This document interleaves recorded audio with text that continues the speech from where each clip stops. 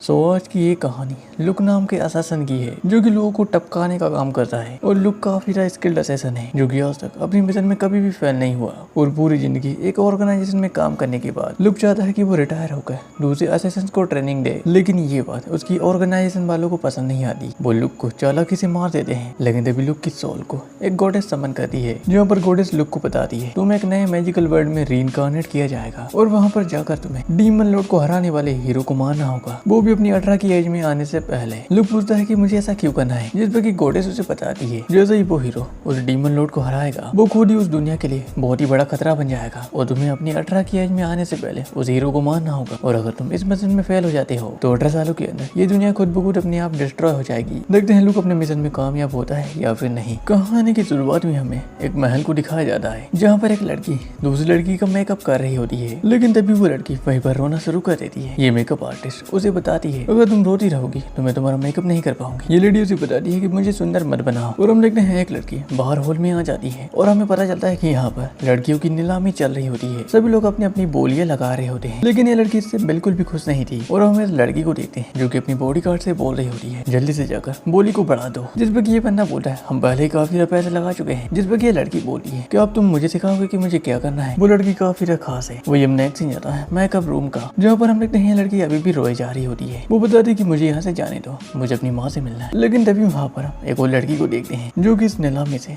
काफी खुश थी। और अब उस लड़की का भी नंबर आ जाता है और अब वो लड़की जैसे ही नीलामी रूम में आती है सभी लोग उसे ही घूरे जा रहे होते हैं। वो लड़की भी असल में काफी सुंदर थी। सभी लोग बहुत ही तेजी से उसके ऊपर बोली लगाना शुरू कर देते हैं। ये लड़की भी अपने मन में सोच रही होती है, देखने में यहाँ पर सभी लोग क्रिमिनल जैसे लगते हैं, न जाने कितनी लड़कियाँ तुम्हारी वजह से बर्बाद हो चुकी है। और अब वो लड़की अपने मैजिक क्रिएशन नाम के मैजिक का यूज करती है। वो अपनी जंजीरों को तोड़ देती है, साथ ही में वो एक राइफल को समन करती है। और ये लड़की भी वहाँ पर अब सभी को गन से शूट करने लगती है। ये बंदा भी बोलता है वहाँ पर क्या चल रहा है, लेकिन तभी ये मेड उसके ऊपर अटैक करके उसे भी बेहोश कर देती है। ये मेड उन दोनों बंदों को ही बता रहे होते हैं कि तुमने अपनी मर्जी से लेडी कोलाइडो के ऑर्डर को फॉलो किया और अब उन लोगों ने भी अपने हथियार को बाहर निकाल लिया था। ये लड़की भी अपने भाले को बाहर निकाल लेती है और ये उन दोनों को एक एक करके मार रही होती है। और ये मेड उन सभी गार्ड को ऐसे मार रही होती है मानो ये इस चीज के लिए काफी ट्रेन हो। ये मेड भी अब उस बंदे से चाबी ले लेती है और वो उस लड़की को देती है। मेड बताती है कि अपनी हथकड़ियों को खोलो और सभी को लेकर यहाँ से भाग जाओ। बाहर हम इस लड़की को देखते हैं जो कि अभी भी अपनी गन से इन सभी को मारे जा रही होती है। वही हम छत पे खड़ी इस लेडी को भी देखते हैं जो कि इस बंदे से बोलती है हमारे बॉडीगार्ड कब आने वाले हैं। और वैसे इस लेडी का नाम कोलाइडो है। ये लड़की भी कोलाइडो के ऊपर अटैक कर देती है, लेकिन तभी वहाँ पर एक बंदा आता है जो कि इसके ऊपर अटैक कर देता है। ये लड़की अपने स्पेशल विजन का यूज करती है। उसे पता चलता है कि सामने वाले बंदे के पास मैजिक है, लेकिन तभी वहाँ पर वही मेड आती है जो कि उस बंदे से फाइट करने लगती है। और वैसे इस मेड का नाम डाल्ट है। डाल्ट अब अपनी गन का यूज करते हुए वहाँ पर बहुत सारे बंदों को मार देती है। वैसे ये लड़की डाल्ट को बताती है मुझे अपने मैजिक का यूज करने के लिए थोड़ा टाइम चाहिए। और अब डाल्ट भी वहाँ पर सभी लोगों को मारने लगती है। इधर इस लड़की ने भी अपने मैजिक को पूरा कर लिया होता है। वो वहाँ पर काफी बड़ा ब्लास्ट कर दी है, जिससे कि उनके बाकी के साथियों को सिग्नल मिल जाता है। वही हम दूर छिपे दो असैसिन्स को भी देखते हैं। ये लड़की बोल रही होती है हमें सिग्नल मिल चुका है और शायद लेडी कोलाइड भी वहीं पर है। हम वहाँ पर एक और बंदे को देखते हैं जिसका नाम लुक था और यही हमारी कहानी का मेन कैरेक्टर है। वैसे इस लड़की का नाम भी महा है। महा लुक को बताती है इनकी ऑर्गेनाइजेशन को एक सीक्रेट तरीके से पैसा मिल रहा था। जब मैंने इसे इन्वेस्टिगेट किया तो मुझे पता चला ये डाकुओं की मदद से गाँव से पैसे और लड़कियों को चोरी करते हैं और बाद में रईसों को उन लड़कियों को बेच देते हैं। और अब लोग भी बोलता है दिया और डाल्ट इस मिशन के लिए सबसे बेस्ट थे। इन लोगों ने डाकुओं की मदद से दूसरे गाँव पर हमला किया और ह्यूमन ट्रैफिक एक बड़ा क्राइम है और इन लोगों की वजह से हमारे अंतरराष्ट्रीय मामले सबके सामने आ गए और लेडी कोलाइड ह्यूमन ट्रैफिक के लिए जिम्मेदार है। इसी के साथ लोग उस लेडी कोलाइड को शूट कर देता है। और अब सीन जाता है पास्ट में, जहाँ पर हम दो असैसिन्स को देखते हैं। और ये बंदा हमारी कहानी का मेन कैरेक्टर है। उसके साइड में खड़ी लड़की भी उसे दुश्मनों के बारे में जानकारी दे रही होती है कि वो कहाँ पर और कितने फीट पर खड़े हैं। लुक भी उन्हें शूट कर रहा होता है, लेकिन वहाँ पर कुछ बंदे एक वैन के पीछे छिप गए होते हैं, लेकिन लुक उन्हें भी बहुत ही आराम से मार देता है। लुक उस लड़की को बताता है हमारा मिशन पूरा हुआ। लुक वहाँ से जा रहा होता है। ये लड़की लुक को बताती है माफिया के बहुत से लोग बचे हैं, जिस पर कि लुक उसे बताता है हमारी ऑर्गेनाइजेशन ने हमें उन 6 लोगों को मारने के लिए कहा था। ये लड़की उसे बताती है अगर हमने उन्हें नहीं मारा तो वो तैयार होकर हमारे ऊपर अटैक करेंगे। लुक उसे बताता है ज्यादा मत सोचो, वैसे भी हम जस्टिस करने वाले हीरो नहीं है और वैसे भी ऑर्गेनाइजेशन ने हमें इन 6 लोगों को मारने के लिए कहा था। अगर वो चाहते तो माफिया के बॉस को भी हमें मारने के लिए बोल सकते थे। वो चाहते हैं कि हम माफिया बॉस के माइंडसेट को बिल्कुल ही चेंज कर दे। और वैसे भी हम ऑर्गेनाइजेशन के एक प्यादे हैं, हम अपनी मर्जी से यहाँ पर किसी को भी नहीं मार सकते। मिशन पूरा हुआ, हमें यहाँ से चलना चाहिए। वैसे भी इस दुनिया में इस बंदे का नाम लुक नहीं है, कुछ हो रहे, लेकिन मैं इसे लुक कहकर ही बुलाऊंगा। लुक अब आसमान में कुछ चीज को नोटिस करता है। वो उस लड़की को साइड करते हुए बोल रहा होता है गाड़ी में चलाऊंगा। ये लड़की पूछती है वैसे हुआ क्या है। लुक उसे बताता है कि हमें एक स्पाई ड्रोन ने कैच कर लिया है है और हमें यहाँ से भागना होगा। वो लड़की बोली है हमें हेडलाइट बंद कर देनी चाहिए। लुक बोलता है मुझे उसकी परवाह नहीं है, जल्दी से हमारे वेपन को तैयार करो क्योंकि आर्मी यहाँ पर जल्दी ही आने वाली है, इसलिए मैं जैसा कहता हूँ वैसा करो। हम देखते हैं वहाँ पर आर्मी भी आ चुकी है। हम देखते हैं वो लड़की भी अब आर्मी वालों के ऊपर अटैक कर देती है। जवाब में ये लोग भी लुक की वैन के ऊपर फायर करने लगते हैं, जैसे कि कुछ ही देर में लुक की वैन ब्लास्ट हो जाती है और अब हमें कुछ मिनट के पहले का सीन दिखाई देता है जहाँ पर लुक इस लड़की को बता रहा होता है ड्रोन ने हमें कैप्चर कर लिया है, अगर हम हेडलाइट को बंद कर भी दे तो वो इंजन की गर्मी से हमारा पता लगा लेगा। जल्दी से गन को पीछे की तरफ सेट करो और उसके ट्रिगर पर एक तार को बांध देना, जैसे ही ऊबड़ खाबड़ रास्ता आएगा उस गन का ट्रिगर ऑटोमेटिकली दब जाएगा। और जहाँ तक मुझे पता है कि ड्रोन कैमरा एक टाइम पर एक जगह पर फोकस कर सकता है और हम मौका देखकर गाड़ी से कूद जाएंगे और इसी तरह से उनकी छोटी सी स्ट्रेटेजी से उनकी जान बच जाती है। उसी दिन हम कुछ दूरी पर लुक को देखते हैं। लुक बोलता है हम बच गए, लेकिन लुक उस लड़की के पैर में एक चोट को देखता है। वो लड़की अब लुक को बताती है जैसे ही हम गाड़ी से कूदे थे उसी टाइम पर मुझे चोट लग गई। लुक अब उसकी मलहम पट्टी करता है। ये लड़की भी अब लुक को बताती है साथ आर्मी यहाँ से दूर जा चुकी है तो हमें यहाँ से निकलना चाहिए, जिसपे कि लुक बोलता है अभी नहीं, अगर हम अभी निकलते हैं तो ड्रोन कैमरा हमें कैप्चर कर लेगा, इसलिए हम सुबह होने तक का वेट करेंगे। और अब ये लड़की भी लुक से पूछती है वैसे तुम एक असैसिन क्यों बने, जिसपे कि लुक उसे बताता है वैसे मेरा जन्म इसी ऑर्गेनाइजेशन में हुआ है और मुझे बचपन से लोगों को मारने की ट्रेनिंग मिली है और वैसे मैं बस एक किलिंग मशीन हूँ जैसे कि लोगों को मारने के लिए बनाया गया है। मेरी जिंदगी का बस यही एक मकसद है। ये लड़की बोलती है वैसे क्या तुम इन सभी कामों से कभी बोर नहीं होते क्या? लुक बोलता है बिल्कुल भी नहीं, और मुझे कुछ ये कि मैं एक असैसिन हूँ और मैं ऑर्गेनाइजेशन के काम आ पाया। ये लेडी बोलती है कि तुम्हारे अंदर कोई इमोशन है भी? लुक बताता है असैसिन में इमोशन नहीं होता, इमोशन इंसान के डिसीजन लेने की क्षमता को कम कर देते हैं, इसलिए असैसिन को इमोशनलेस ही होना चाहिए। लेकिन मेरी अब उम्र हो चुकी है। ये लड़की बोलती है क्या तुम रिटायर होना चाहते हो? लुक बोलता है हाँ, मैं रिटायर होकर जापान की ऑर्गेनाइजेशन से साइन अप करूंगा और वहाँ पर नए असैसिन्स को ट्रेनिंग दूंगा और मेरा आज का मिशन भी एक नौसिखिए को ट्रेनिंग देना ही था। जिस पे कि ये लड़की भी गुस्सा हो जाती है। वो लुक से बोल रही होती है मैं कोई नौसिखिया नहीं हूँ, मुझे भी ऑर्गेनाइजेशन से ट्रेनिंग मिली है, मैंने ऑर्गेनाइजेशन में टॉप किया था। लुक बताता है तुम्हें जिसने ट्रेनिंग दी है वो बेकार है। ये लड़की बोलती है ऐसा नहीं है, लेकिन तभी लुक उसके माथे पर गन तान देता है। लुक उसे बताता है ये तुम्हारी ही गन है और इसका ट्रिगर भी तुम्हारी ही तरफ है, ऐसा क्यों है? ये लड़की बोलती है मुझे नहीं पता। लुक बोलता है वो इसलिए क्योंकि तुमने मेरे ऊपर भरोसा किया और वैसे भी मैं इस मिशन को खत्म करने के बाद तुम्हें भी मारने की प्लानिंग बना रहा था और वैसे भी निंजा को ट्रेनिंग देने वाली बात झूठ थी। क्या तुमने इस बारे में सोचा था? वो लड़की इसमें हाँ में जवाब देती है और अब तुम मेरे लिए एक बोझ बन चुकी हो तो मुझे तुम्हें मारना होगा। लुक बोलता है पहले तुमने ऑर्गेनाइजेशन में क्या सीखा था? ये लड़की से बता दी पहले अपनी बंदूक से शूट करो और जितना हो सके उतना दूर भागो। लुक बोलता है तो तुमने ऐसा क्यों नहीं किया? जिस पर ये लड़की से बताती है क्योंकि मुझे तुम्हारे ऊपर भरोसा है। लुक बोलता है इसलिए तुम एक नौसिखिए हो, क्योंकि जो प्रोफेशनल असैसिन्स होते हैं वो एक दूसरे के ऊपर कभी भरोसा नहीं करते। क्या तुम मेरी बात समझ गई? लुक भी अपनी गन को अब नीचे कर लेता है जिससे कि उस लड़की की जान में जान आती है। वो उसे बताता है अब तुम्हें किसी के ऊपर भी भरोसा नहीं करना है और चुपचाप सो जाओ। और अभी लड़की भी लुक के ऊपर अपनी गन तान देती है। लुक भी बोल रहा होता है चुपचाप सो जाओ। ये लड़की बोलती है मैं तुम्हें गोली मार दूंगी। वैसे भी असैसिन को किसी के ऊपर भी भरोसा नहीं करना चाहिए। लुक बोलता है तुम गोली नहीं चला सकती, क्या तुमने बंदूक की वजन को नोटिस नहीं किया? लुक ने बंदूक की गोलियां पहले ही निकाल ली थी। ये लड़की बोलती है ये तुमने कब किया? लुक उसे बताता है इसलिए तुम एक नौसिखिए हो और वैसे मैं उस लड़की को गन क्यों दूंगा जैसे कि मैंने अभी अभी धमकी दी है। नेक्स्ट में हम लुक को एक दूसरी वैन में देखते हैं। लुक अपने कंप्यूटर के सामने होता है जहाँ पर एक बंदा लुक से बोलता है तुमने अपने मिशन को पूरा कर लिया है और अब तुम खुशी खुशी रिटायर हो सकते हो। लुक उसे बताता है वैसे मैंने एक नई ऑर्गेनाइजेशन को ज्वाइन कर लिया है, वहाँ पर मैं नए असैसिन्स को ट्रेनिंग दूंगा। वो बंदा उसे बताता है ड्रॉर के अंदर तुम्हारा सभी सामान रखा है, तुम उसी के अनुसार अपना काम जारी रख सकते हो। और अब लुक उस लड़की को अपने पास बुलाते हैं, बोलता है ये हम दोनों के नकली पासपोर्ट है, तुम्हारा नाम होगा मीरा मैटस और मेरा नाम है एलन स्मिथ और आज रात हम जापान के लिए निकल रहे हैं जहाँ पर हम निंजा से मिलेंगे। नेक्स्ट में हम उन सभी को फ्लाइट में देखते हैं और अब फ्लाइट भी टेक ऑफ हो चुकी थी और अब लुक भी अपने मन में सोच रहा था इसी के साथ में एक असैसिन की जॉब को छोड़ रहा हूँ और यहाँ पर सब कुछ खत्म होता है। लेकिन तभी फ्लाइट को काफी बड़ा झटका लगता है। फ्लाइट का एक इंजन फेल हो चुका था और अब न्यूज में सभी को बताया जा रहा होता है एमएमवी फ्लाइट को हाईजैक कर लिया गया है। सभी लोग काफी ज्यादा घबरा जाते हैं। मीरा भी अब लुक से पूछती है कि ये सब क्या चल रहा है। लुक उसे बताता है ये सब ऑर्गेनाइजेशन ने किया है और मुझे पता था कि ये सब होगा। मीरा पूछती है मैं कुछ समझी नहीं। लुक उसे बताता है प्लेन हाईजैक ये बस एक र्यूमर है, असल में ऑर्गेनाइजेशन एक प्यादे का यूज करके मुझे मारना चाहता है और मैंने सोचा नहीं था कि वो इतनी हद तक गिर जाएंगे और उन्होंने प्यादे के रूप में तुम्हें इस्तेमाल किया है ताकि वो मुझे मार सके। और अब लुक भी कैप्टन के रूम में जा रहा होता है, लेकिन तभी वहाँ पर एयर होस्टेस आती है जो कि बोल रही होती है तुम वहाँ पर नहीं जा सकते। लुक उसे बेहोश कर देता है। वो जैसे ही पायलट के रूम में जाता है वो देखता है सभी पायलट अब बेहोश हो रखे थे। लुक भी अपने मन में सोच रहा होता है मैंने सोचा नहीं था कि वो लोग मुझे मारने के लिए इतनी हद तक गिर जाएंगे और बस अभी मैंने अपनी जिंदगी में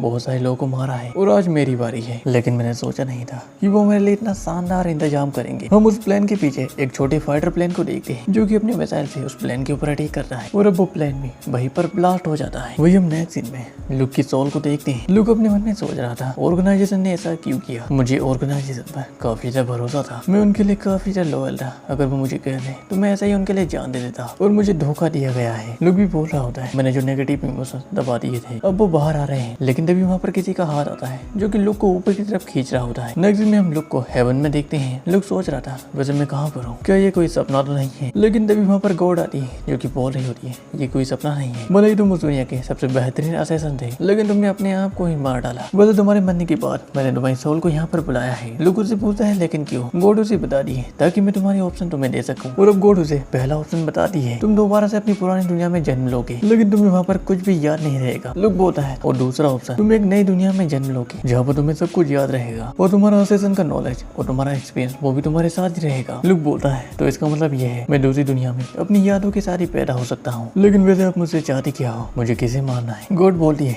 तो तुम समझ गए, तो फिर मैंने एक सही बंदे को ही चूज किया है। गॉड ऐसे बताती है तुम एक मैजिकल वर्ल्ड में जन्म लोगे और मैं चाहती हूँ कि तुम वहाँ के हीरो को मार दो।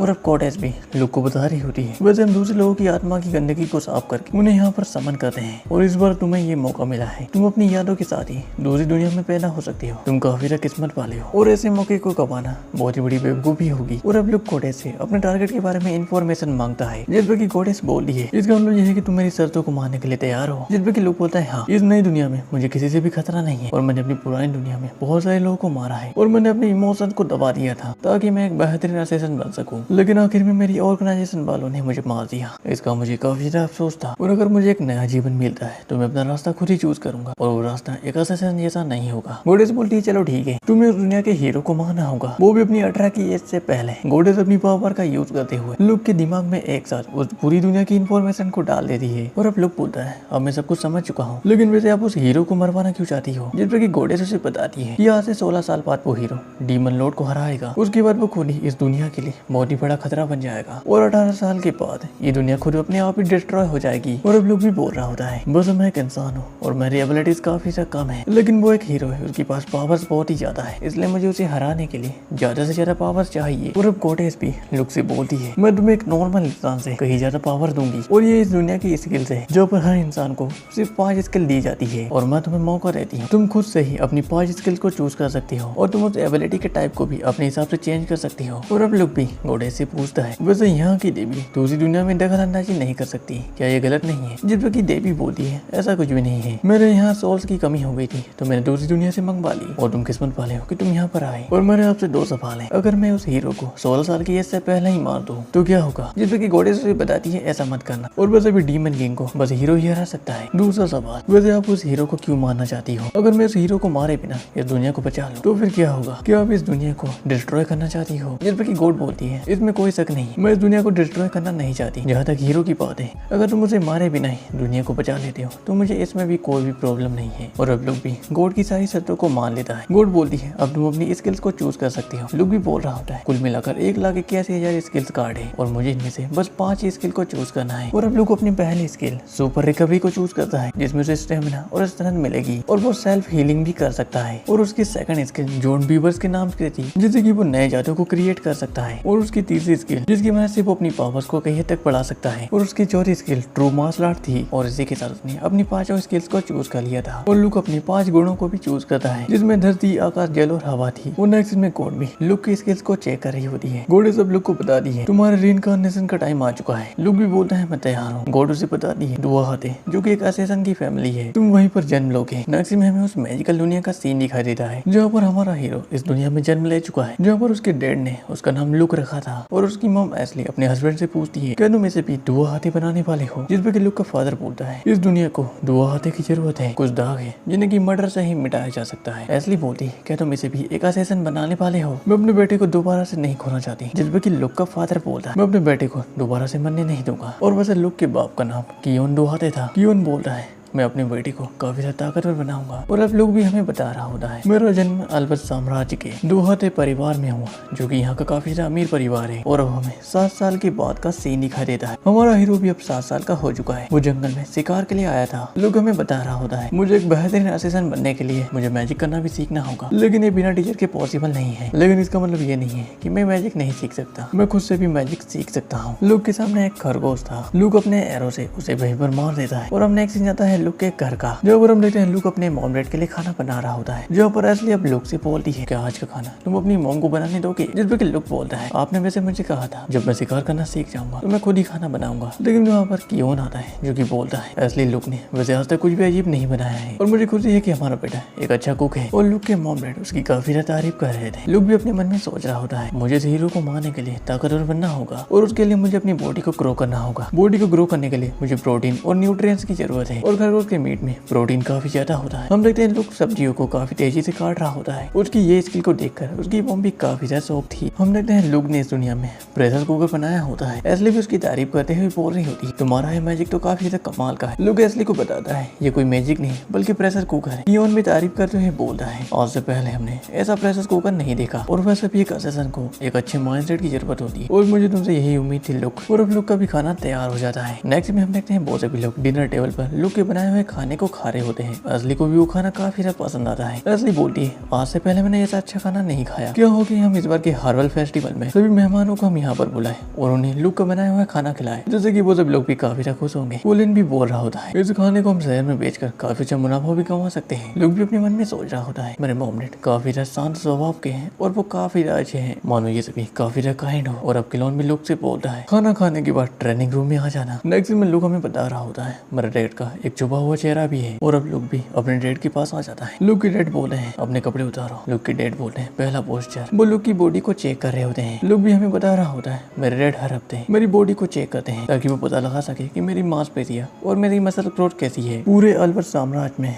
जिसे सबसे ज्यादा मेडिकल की जानकारी है वो हमारा दो हाथे परिवार है और जो नोबल्स होते हैं उन्हें हम हमारी जड़ी बूटियों से ठीक करते हैं। दूसरी तरफ जो बुरे लोग होते हैं हम उन्हें खत्म भी करते हैं। मेरे डैड ने मुझे मेडिसिन बनाना सिखाया, साथ ही में मुझे हत्या की टेक्निक भी सिखाई ताकि मैं एक परफेक्ट असैसिन बन सकूं। और वैसे ही मुझे ऐसी फैमिली की जरूरत थी ताकि मैं बड़े होकर उस हीरो को मार सकूं। और अब कोलिन भी लुक को बता रहा होता है लुक बेटा तुम्हारी बॉडी काफी अच्छे से ग्रो कर रही है, तुम्हारे मसल्स भी अब पहले से कई ज्यादा बढ़ चुके हैं, तुम्हारी रिकवरी भी बहुत ही ज्यादा तेज है और अब तुम्हारी सर्जरी का सही टाइम आ चुका है। लुक पूछता है उससे क्या होगा, जिस पे कि कोलिन उसे बताता है इसे तुम्हें दुआ हाथे की आंखें मिलेगी। लुक हमें बता रहा होता है ये मैजिक से होने वाली सर्जरी है जिससे हमारी आंखों की रोशनी बढ़ जाती है और ये दुआ हाथे परिवार का काफी सीक्रेट राज है। और इस सर्जरी के होने के बाद आप अपनी आंखों से किसी के भी मैजिक को देख सकते हो। और अब नेक्स्ट में हम देखते हैं लुक की सर्जरी भी हो जाती है। नेक्स्ट में हम लुक की मॉम को देखते हैं जो कि उसे खाना खिला रही होती है। लुक उनसे बोलता है मैं अपने हाथों से खाना खा सकता हूँ, वैसे मैं अभी कोई बच्चा नहीं हूँ। जिस पे ऐसे बोलती है तो मैं अभी भी एक छोटे बच्चे की तरह हूँ। वो लुक को जबरदस्ती दूध पिलाने लगती है, लेकिन अब उसके डैड वहाँ पर आ जाते हैं। लुक उनकी आवाज को सुनकर ही उनके पास चला जाता है। और अब कियोन भी लुक से बोल रहे उन्हें लुक अब तुम्हारी आंखें कैसी है, तुम्हारा जख्म भर चुका होगा। और अब ऐसे भी लुक से पूछती है क्या तुम देख सकती हो। लुक बोलता है नहीं, लेकिन मैं किसी की आवाज सुनकर भी उसका पता लगा सकता हूँ। जिस पे कियोन भी बोलता है तुम काफी टैलेंटेड हो और अब मुझे तुम्हारी आंखों को चेक करना होगा। नेक्स्ट में लुक के फादर उसकी पट्टी को हटा देते हैं। लुक भी अपने सामने इस दुनिया को देखकर काफी ज्यादा शौक था। वो अपने न्यू विजन की हेल्प खेत में काम कर रहे किसानों को भी साफ साफ देख पा रहा था, यहाँ तक कि वो पानी में तैर रही मछलियों को भी साफ साफ देख पा रहा था। लुक भी अपने डैड से बोलता है मैं सब कुछ देख पा रहा हूँ। जिस पर कियोन बोलता है हमारी सर्जरी कामयाब रही। और लुक अपने डैड की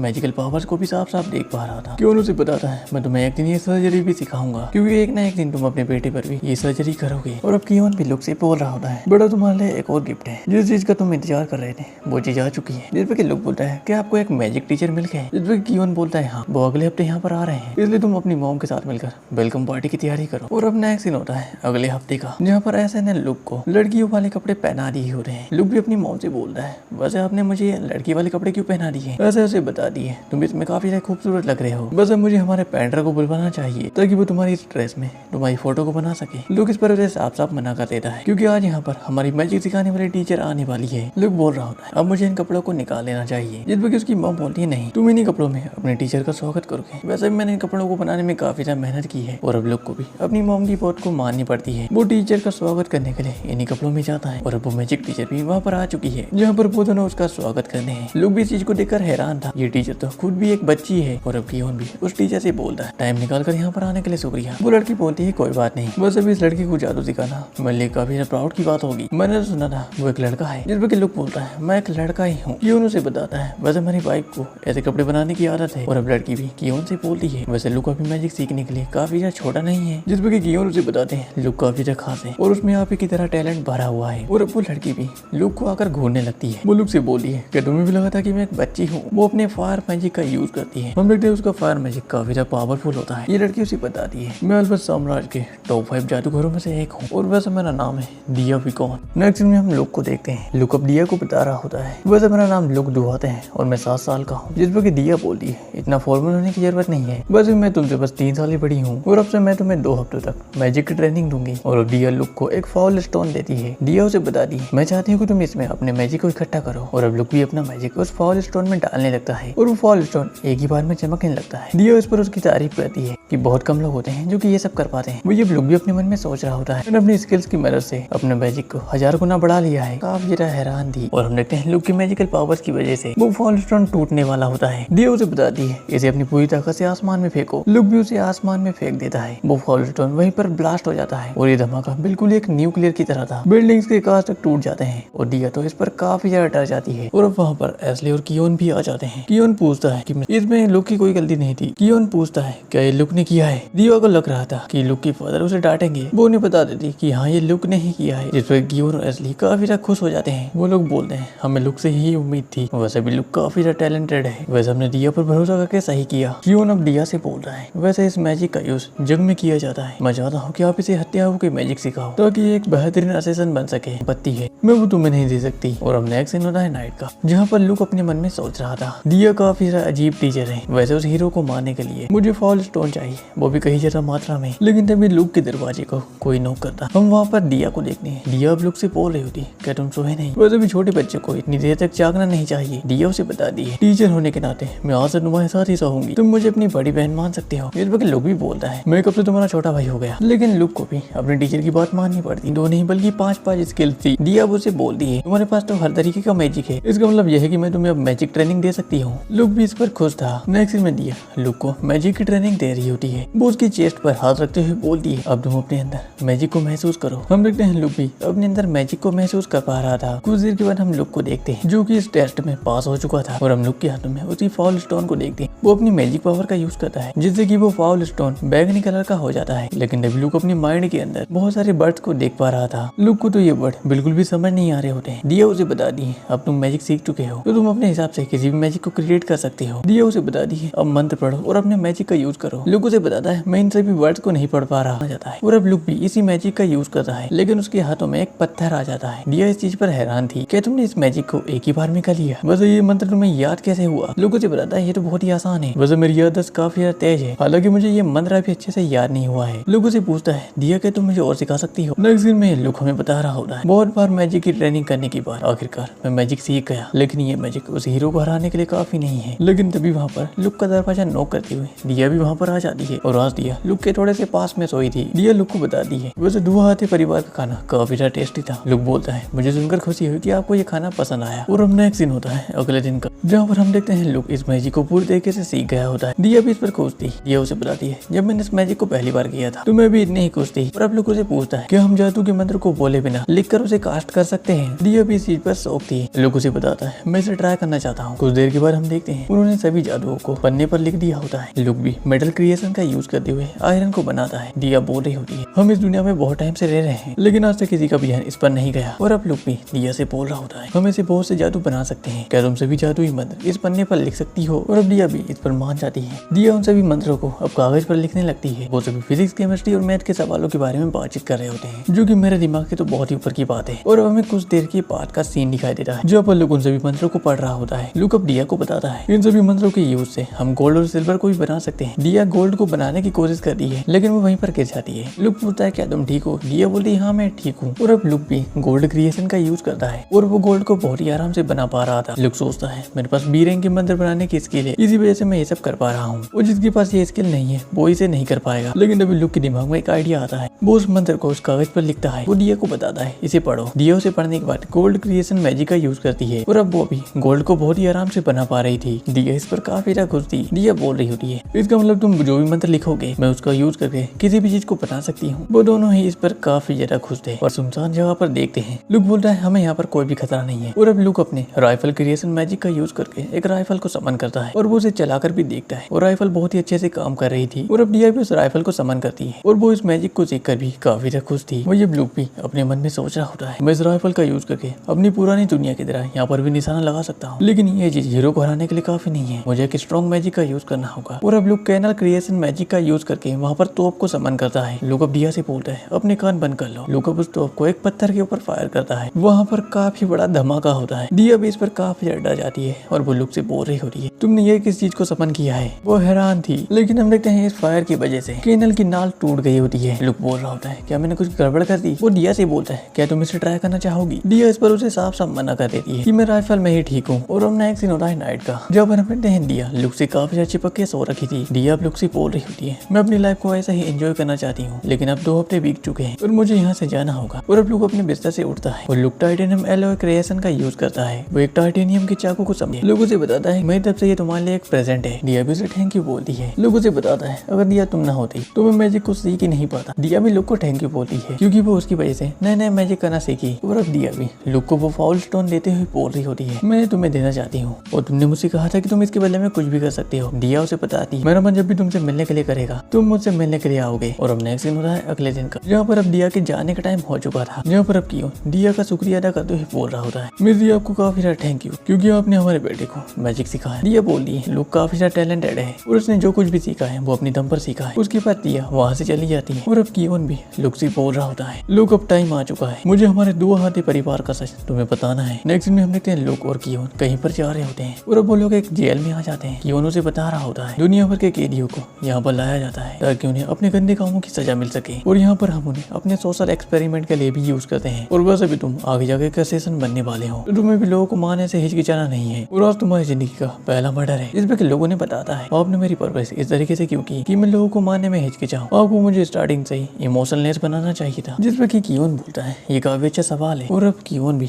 लुक को बताता है हम जो भी मर्डर करते हैं वो देश की भलाई के लिए होता है और हम कोई किलिंग मशीन नहीं है और एक असिस्टेंट बनने से पहले हमें एक इंसान बनना होगा ताकि हम लोगों की फीलिंग्स को समझ सके। लेकिन लुक को ये सब चीजें समझ नहीं आई होती है। कियोन बोलता है रहने दो अभी तुम इसके लिए बहुत ज्यादा छोटे हो। वो लुक को एक कमरे में ले जाता है जहाँ पर एक कैदी कैद होती है। वो कैदी भी अब कियोन से बोल रही होती है मुझे मत मारना, मैंने कोई भी क्राइम नहीं किया है। कियोन बोलता है इसका नाम मार्गरेट है और उसने लूट डकैत और 2 लोगों को टपकाया भी है। और मार्गरेट उनसे काफी ज्यादा भीख मांग रही होती है मैंने ऐसा कुछ भी नहीं किया। हालांकि मार्गरेट ये सभी नाटक कर रही होती है। और अब कियोन भी लुक से बोल तुम इसे जैसा चाहो वैसे मार सकते हो। और अब लुक भी मार्गरेट के पास आता है और बोलता है हिलना मत। लुक अब उसके एक पैर को काट देता है। लुक उसे बताता है ज्यादा खून बहने की वजह से तुम बेहोश हो जाओगी और तुम्हें पता भी नहीं चलेगा कि तुम्हारी मौत कब हुई। वो लड़की अब लुक को गाली देते हुए बोलती है तुम्हारी हिम्मत कैसे हुई, मैं तुम्हें भी खत्म कर दूंगी। लेकिन लुक उसे इग्नोर करते हुए वहाँ से जा रहा होता है। लेकिन वो लड़की कुछ ज्यादा ही बकबक कर रही थी। लुक अपने चाकू से उसे वहीं पर खत्म कर देता है। नेक्स्ट दिन में हम जंगल में एक लड़की को देखते हैं जो कि बोल रही होती है मुझे छोड़ दिया गया क्योंकि मेरा परिवार काफी ज्यादा गरीब था। हमारे पास खाने के लिए बहुत ही कम मटेरियल था और खाने को बचाने के लिए एक ही रास्ता था खाने वाले की गिनती को कम कर। उन्होंने मुझे घर से बाहर निकाल दिया क्योंकि उन्हें मेरी जरूरत ही नहीं थी। लेकिन तभी वहाँ पर बर्फ गिरना स्टार्ट हो जाती है और वहाँ पर बहुत सारे बुल्फ भी आ जाते हैं और वो सभी बुल्फ इस लड़की के ऊपर अटैक कर देते हैं। नेक्स्ट में हम लुक और उसकी फैमिली को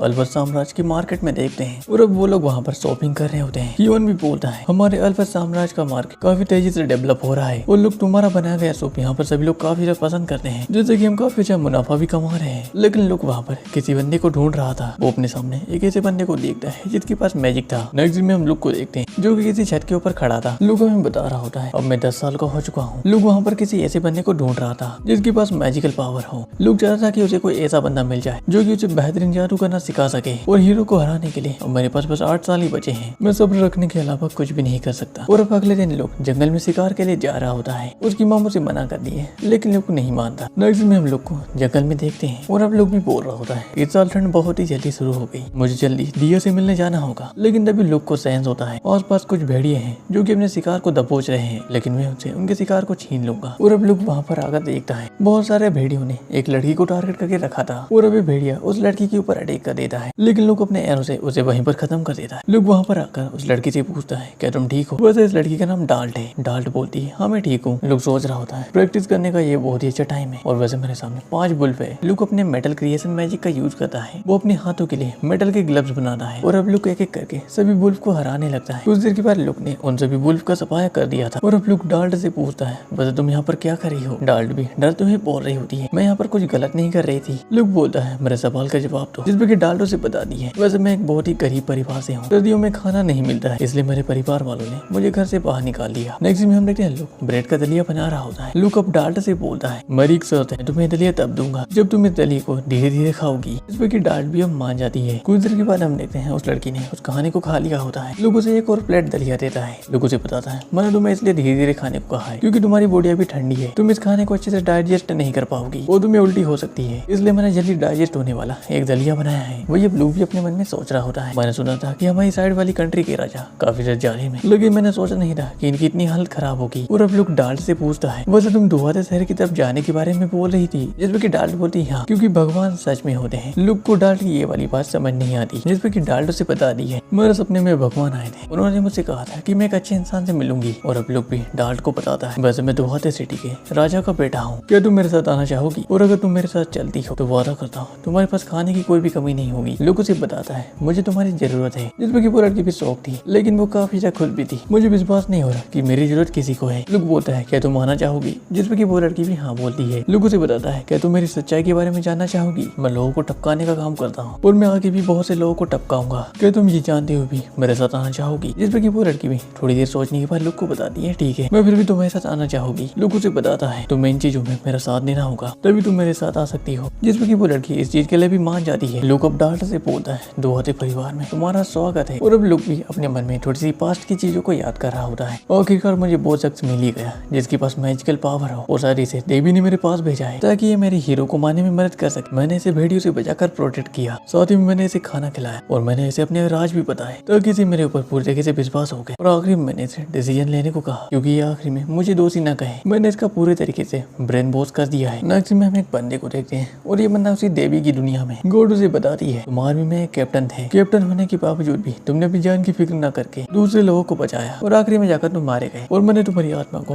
हेवन में समन किया है। गॉड उसे बताती है मैं तुम्हें एक मैजिकल दुनिया में रीइंकार्नेट करूंगी जहाँ पर तुम्हें एक योद्धा को हराना है। ये बंदा इस पर तुरंत ही मान जाता है। ये बंदा उसे बताता है मैं उस दुनिया में एक लड़की के रूप में जन्म लेना चाहता हूँ। गॉड उसे साफ साफ मना कर देती है ये तो पॉसिबल नहीं है, लेकिन अगर तुम मिशन को कंप्लीट करती हो तो मैं तुम्हारा फायदा जरूर करवा सकती हूँ। और अब ये बंदा भी उस दुनिया में जन्म ले चुका है। नेक्स्ट में हम देवी को देखते हैं जो कि बोल रही होती है चलो मैं अपने पुराने कैंडिडेट को देखती हूँ। नेक्स्ट में हम एक बंदे को देखते हैं, वैसे इस बंदे को इस दुनिया में आए हुए पूरे 40 साल हो चुके थे और अब ये बंदा बिल्कुल ही निकम्मा हो चुका है। ये बंदा भी बोल रहा होता है मुझे हीरो से फाइट करनी है, मैं इसकी तैयारी कल से ही शुरू करूंगा। देवी भी इस पर सोच रही होती है ये तो बिल्कुल ही निकम्मा हो चुका है। ये बंदा भी बोल रहा होता है मुझे भी गांधी जी की तरह हिंसा से नहीं बल्कि अहिंसा से काम लेना चाहिए, लेकिन इससे देवी को परेशानी होगी। हमें पता चलता है कि ये बंदा वही आर्मी कैप्टन है जो कि अब नाकारा बन चुका है। नेक्स्ट में हम लुक को उसके कमरे में देखते हैं जो कि आराम से सो रहा था, लेकिन तभी वहाँ पर डाल्ट आती है जो कि लुक को उठा रही होती है। हम देखते हैं डाल्ट अब काफी ज्यादा बड़ी हो चुकी है और अब एक माल बन चुकी है और अब डाल्ट भी लुक से बोल रही होती है मैंने आपके लिए नाश्ता तैयार कर दिया है। लुक भी अब डाल्ट से बोलता है कल रात को मुझे एक सपना आया कि मैं कैसे 2 साल पहले डाल्ट से मिला था, जिसमें कि डाल्ट से बता दी उस टाइम पर मेरी हालत काफी ज्यादा खराब थी और मैं काफी ज्यादा दुबली पतली भी थी। लुक भी बोलता है मैंने सोचा नहीं था कि तुम इतनी खूबसूरत होगी। डाल्ट भी शर्माते हुए वहाँ से भाग जाती है। वो बोलती है मैं आपके लिए नाश्ता तैयार करती हूँ। नेक्स्ट में वो सभी लोग खाना खा रहे होते हैं और डाल्ट भी उन्हें सर्व कर रही होती है। लुक उसे बताता है तुम्हें इतना काम करने की जरूरत नहीं है, तुम्हें नौकरी पर रखना ये तो एक बहाना था। और अब क्यों भी डाल्ट से बोलता है वैसे डाल्ट तुम काफी ज्यादा मेहनती हो, मुझे उम्मीद है कि तुम लोग के सभी कामों में उसका साथ होगी। और वहाँ पर सभी लोग डाल्ट की काफी ज्यादा तारीफें कर रहे होते हैं। और अब लुक भी डाल्ट को बताता है खाना खाने के बाद ट्रेनिंग रूम में आ जाना। नेक्स्ट में डाल्ट भी ट्रेनिंग रूम में आ जाती है और अब लुक डाल्ट से बोलता है अपने कपड़े उतार।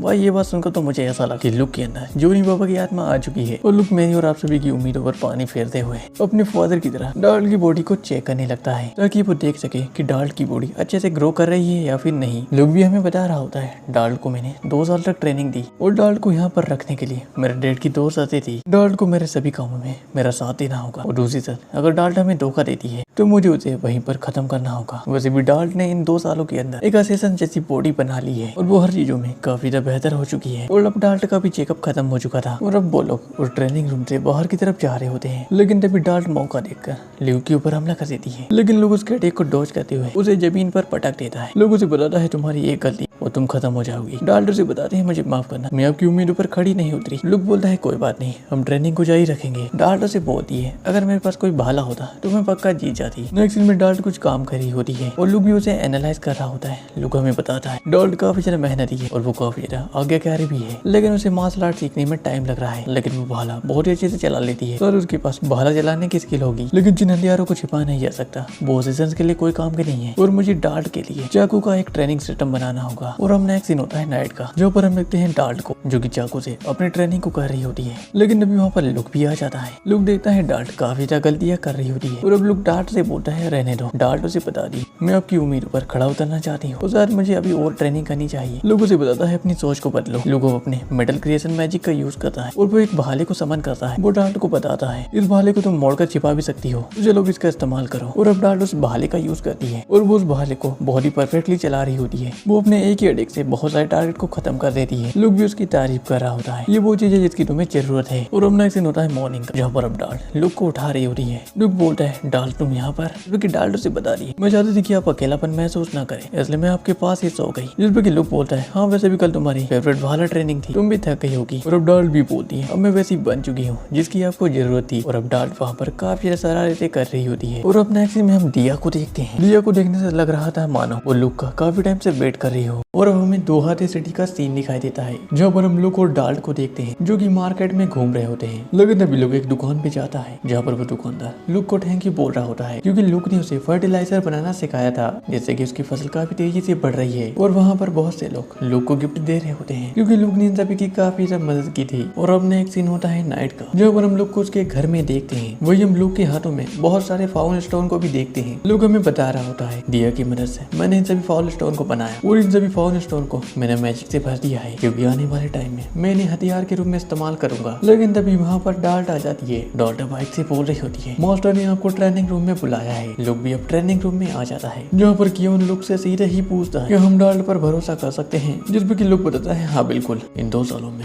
मैंने डाल्ट को पूरी तरीके से एनालाइज किया है, उससे हमें कोई भी खतरा नहीं है। कियोन बोलता है सुनकर खुशी हुई, मुझे तो लग रहा है कि हमारे पड़ोस के देश वालों ने डाल्ट को हमारी दुआहादी टेक्निक को चुराने के लिए भेजा है। लोगों ने बताता है और वैसे ही मैं एक ऐसे बंदे को ढूंढ रहा था जिसके पास मैजिकल पावर हो। और 2 साल पहले जब मैं शिकार करने के लिए जंगल में गया था, तभी मेरी मुलाकात जंगल में डाल्ट से हुई थी। कियोन बोलता है चलो ठीक है, अब असली मुद्दे पर आते हैं। कियोन लुक को बताता है अब मैं तुम्हारा एक टेस्ट लूंगा और अगर तुम मेरी उम्मीदों पर खड़े उतरते हो तो तुम एक महान असेसन बन जाओगे और उसके बाद तुम दुआहाती परिवार को संभाल सकते हो। लुक बोलता है मैं इस टेस्ट में जरूर पास होऊंगा। कियोन बोलता है तो आओ और मुझसे फाइट करो। और हम नेक्स्ट सीन में हम लुक को उसी जंगल में देखते हैं, जहाँ पर लुक का सामना अपने डेट से था। लेकिन तभी उसके ऊपर एक तीर आकर लगता है। लुक उसे बच जाता है, लेकिन लुक ने उस तीर के डायरेक्शन की मदद से अपनी फादर की लोकेशन का पता लगा लिया होता है। कियोन भी अब लुक के ऊपर अटैक कर देता है, लेकिन लुक ने उसके अटैक को डॉज कर लिया था। दोनों ही अपने चाकू से एक दूसरे के ऊपर अटैक कर देते हैं, लेकिन हम देखते हैं कियोन ने लुक को थोड़ा सा डैमेज कर दिया होता है। लुक भी इस पर हैरान था। लुक डिसाइड करता है कि मैं अपनी पोजीशन को बदलता रहूंगा ताकि मेरे डैड मुझे आसानी से निशाना ना बना सके। और वैसे मैं स्पीड के मामले में अपने डैड से कहीं ज्यादा आगे हूँ और मेरे पास अपनी पिछली दुनिया का अनुभव भी है, लेकिन फिर भी मेरा डैड मेरे ऊपर भारी पड़ रहे हैं। लुक आगे की तरफ जा रहा होता है, लेकिन तभी उसका पैर एक जाल में फंस जाता है। लेकिन दूसरे ही सेकंड कियोन लुक के ऊपर अटैक कर देता है। लुक भी उनके अटैक को टॉच करता है। दोनों ही एक दूसरे को काफी अच्छी टक्कर दे रहे होते हैं, लेकिन कियोन वहाँ से गायब हो जाता है। वही अब लुक भी अपने मन में सोच रहा होता है मेरे डैड मेरी हर पोजीशन को देख पा रहे हैं, यहाँ तक कि वो मेरे मैजिक का फ्लो को भी देख सकते हैं, और वो इसलिए क्योंकि उनके पास पूरी दुनिया में सबसे ज्यादा मेडिकल का ज्ञान है। लुक ये भी सोचता है जब मैं अपने डैड को धोखा देने की कोशिश करता हूँ तो वो मुझे पकड़ लेते हैं, लेकिन मैं उन्हें नहीं पकड़ पाता। शायद ये एक्सपीरियंस की कमी की वजह से होगा, लेकिन अब लुक उस फाइट को खत्म करना चाहता था। लुक एक जगह पर खड़ा होता है, लेकिन लुक को पहले ही सेंस हो जाता है उसके ऊपर हमला होने वाला है। लुक उस अटैक को डॉज कर लेता है, लेकिन राइट से एक और हमला लुक की तरफ ही आ रहा होता है। लुक उसे भी डॉज कर लेता है। वही लुक अपने मन में सोच रहा था ये बस मुझे एक ट्रैप में फंसाने की साजिश है, लेकिन तभी पीछे से कियोन लुक के ऊपर हमला कर देता है। लेकिन हम देखते हैं लुक का चाकू कियोन के गले पर होता है, यानी कि लुक इस फाइट को जीत चुका है। नेक्स्ट में कियोन में लुक की तारीफें कर रहे होते हैं। वो उसे बताते हैं मुझे तो विश्वास ही नहीं हो रहा कि मैं एक 12 साल के बच्चे से हार गया और मैं दुआहाती परिवार की एक महान असिस्टेंट में से एक हूँ। कियोन लुक से ये भी बोलता है बस तुम नरमी से पेश आ रहे और तुमने अपने मैजिक का भी यूज नहीं किया था। लोगों ने बताता है मैं नरमी से पेश नहीं आ रहा था, और अगर मैं अपनी मैजिक का यूज करता तो ये वैसे कोई भी ट्रेनिंग नहीं कहलाती। कियोन बोलता है वैसे भी अब तुम्हारी ट्रेनिंग पूरी हो चुकी है, मेरे पास अब तुम्हें सिखाने के लिए कुछ भी नहीं है। लोग बोलता है इतना काफी नहीं है। कियोन बोलता है तुम्हें किसी ऐसे को ढूंढना चाहिए जो कि तुम्हें और ज्यादा ताकतवर बनाने में मदद कर सके, और उसके बाद मैं तुम्हारा एक आखिरी टेस्ट लूंगा जब तक तुम मेरे कामों में मेरी मदद करोगे। और अपना हम किसी और ही बंदे को देखते हैं जो कि किसी गलत काम को कर रहा था, लेकिन उसके पीछे से कियोन आता है जो कि उसे वहीं पर मार देता है। दूसरी जगह पर हम देखते हैं एक बंदा आराम से सो रहा था, लेकिन उसके मुंह में कुछ पानी की बूंद आकर गिरती है। एक बंदा वहाँ पर लाइट जलाता है, लेकिन उस पूरे कमरे में ही आग लग जाती है और लुक अपने फादर के साथ इन लोगों को टपकाने में अपने फादर की मदद कर रहा था ताकि वो इन सभी चीजों का एक्सपीरियंस ले सके। नेक्स्ट सीन में हम देखते हैं उन लोगों ने बहुत सारे डाकुओं को मार दिया होता है। क्यों हम लोग को बताते हैं इन डाकुओं के पास है कीमती चीजों को बाहर निकाल लो। लोगों ने बताता है क्या आप इसे एक डकैती जैसा दिखा रहे हैं? क्यों बोलता है हाँ बिल्कुल, और वैसे भी ये बहुत रईस लोग हैं जिन्होंने डाकुओं की मदद की थी और हम ऐसा दिखाएंगे कि पैसों की लालच में डाकुओं ने इन्हें ही मार दिया, जैसे कि हम दूसरे लोगों को भी क्राइम करने से रोक सकते हैं। और अब नेक्स्ट में हम लोग के फादर को देखते हैं जो कि किसी नोबल का इलाज कर रहे होते हैं। वो नोबल गियोन को थैंक यू बोल रहा होता है, मुझे खुशी है कि आप समय निकाल कर मेरे पास आए। वो गियोन को उसके पैसे दे देता है। नेक्स्ट में हम देखते हैं ये सभी अपने घर की तरफ जा रहे होते हैं। लुक अपने फादर से पूछता है वैसे उस नोबल को कुछ खास बीमारी नहीं थी तो आप वहाँ पर क्यों गए थे? गियोन बोलता है तुमने सही कहा, वैसे तुमने वहाँ पर और कुछ नोटिस किया? लुक उन्हें बताता है वहाँ पर काफी गार्ड थे और उनकी सिटी में भी काफी कड़ी सिक्योरिटी थी और अगर वो हमारे दुश्मन होते तो हमें इसी चीज का पता लगाना था कि हम अंदर कैसे घुसेंगे। गियोन बोलता है लुक तुमने बहुत ही सही सोचा और बस मैंने तुम्हारे आखिरी टेस्ट के बारे में तुम्हें कुछ भी नहीं बताया है। गियोन लुक को ये भी बता रहा होता है बस एक रईस का महल एक किले की तरह होता है जहाँ पर किसी असैसिन का घुसना इम्पॉसिबल होता है, इसलिए हमें अपनी पहचान को छुपा कर उस किले के अंदर घुसना होता है। वैसे अब लुक भी अपने मन में सोच रहा होता है वैसे मैंने अपनी पिछली लाइफ में लोगों को मारने के लिए ऐसे ही काफी भैंस बदले थे, जैसे कि डॉक्टर बाबरची या फिर लॉयर। इसी तरह से मैंने बहुत से लोगों को टपकाया था। गियोन लुक को बताता है वैसे मेरी भी बहुत सारी झूठी पहचान है, जैसे कि मैं नोबल्स के काफी करीब जाता हूँ और मेरा मानना है कि तुम अपनी पहचान बनाने के लिए एक व्यापारी बनो, क्योंकि नोबल्स को व्यापारियों की चीज काफी पसंद आती है, जिसकी वजह से हमारा उनके महल में घुसना बहुत ही आसान बन जाता है। गियोन उसे ये भी बताता है वैसे मैंने तुम्हारे लिए एक झूठी पहचान भी बना ली है। बालोर कंपनी की ओनर के यहाँ पर एक बच्चा पैदा हुआ जिसका नाम एलिक बालोर है। लुक बोलता है ये तो मिल्ट्यू की काफी फेमस ट्रेडिंग कंपनी है और अब तुम 14 साल के होने तक एक व्यापारी बनने की ट्रेनिंग लोगे। लुक भी उनकी बात समझ जाता है। नेक्स्ट सीन में हम देखते हैं लुक के इस टेस्ट को पास करने की खुशी में उसके डैड ने उसके घर पर पार्टी रखी होती है। गियोन भी रिश्तेदारों के सामने लुक की काफी तारीफ कर रहा होता है कि लुक काफी टैलेंटेड है। वही भी रिश्तेदार भी बोल रहे होते हैं हमने सोचा नहीं था कि इतनी कम उम्र का बच्चा अपने डैड को भी सरपास कर देगा। वैसे सच में लुक तुम काफी टैलेंटेड हो, लेकिन कुछ लोग इसके खिलाफ भी थे। एक लड़का अपने क्लास को लुक की तरफ खींच कर मारता है, लेकिन लोग उसे पकड़ लेता है। वैसे इसका नाम ड्रून है। ड्रून बोल रहा होता है मैं तुम्हें हाथी फैमिली का हेड नहीं मान सकता और वैसे मैं तुमसे काफी ताकतवर हूँ। उसके डैड उसे रोकने की कोशिश करते हैं, लेकिन उनकी बात को नहीं मान रहा होता है। ड्रून अब ड्रून से बोलता है क्या तुम मुझे बता सकते हो कि लुक तुम्हें क्यों पसंद नहीं है? ड्रून उन सभी को बता रहा होता है वैसे दुआ हाथी का अगला हेड मुझे बनना चाहिए और वैसे भी ये दुबला पतला बच्चा क्या ही कर लेगा, मैं तो कहीं ज्यादा ताकतवर हूँ। जिसपे कि गियोन अब ड्रोन से बोलते हैं अगर लुक तुमसे ज्यादा ताकतवर निकला तो तुम्हें हार माननी होगी। ड्रोन बोलता है